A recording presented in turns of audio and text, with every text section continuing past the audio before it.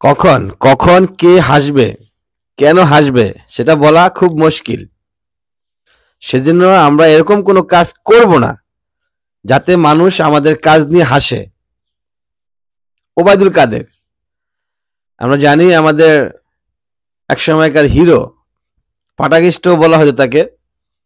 যখন প্রথম প্রথম তিনি ক্ষমতায় আসছিলেন তখন অনেকে ফাটাকেষ্ট বলতো।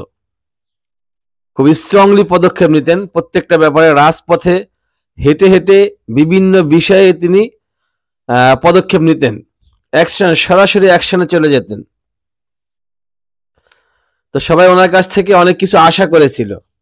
একটা সময় অবস্থা খুব খারাপ হয়ে যায় এবং খুব হাস্যরসিক কথা কথা বলেন। এবং বিএনপি বিএনপি যখন জামায়াত বিএনপি তারা টুকটাক অনুষ্ঠান প্রোগ্রাম করে, সেখানে মানুষজন হয় কম হয়, হয়তো দেওয়া হইতো না, সে কারণে মানুষজনের আনাগোনা খুব একটা হইতো না।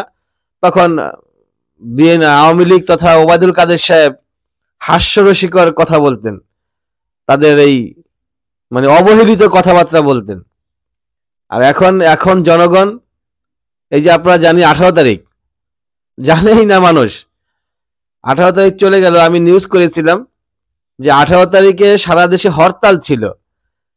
আমি যখন অফিসে গিয়ে মানুষকে জিজ্ঞেস করলাম যে হরতাল সম্পর্কে, জানেই না মানুষ যে আজকে আবার হরতাল, কিসের হরতাল, কেন হরতাল, কোত্থেকে আসলো, কে দিল, মানে অনেক কোশ্চেন তাদের।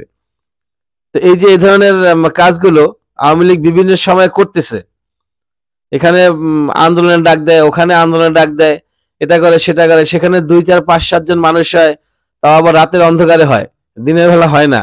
তো এগুলা নিয়ে মানুষ এখন হাসাহাসি করতেছে যে এমন কাজ আমি কেন করব যে কাজের জন্য মানুষ হাসবে।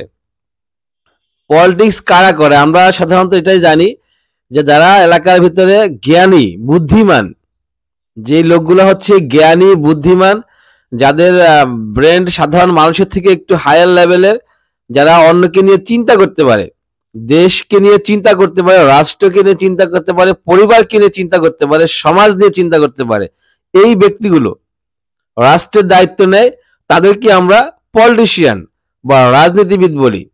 এখন এই পলিটিশিয়ানরা যদি উল্টাপাল্টা কাজ করে, উল্টাপাল্টা কথা বলে, তার মানে দেশ তো রসাতলে চলে গেছে।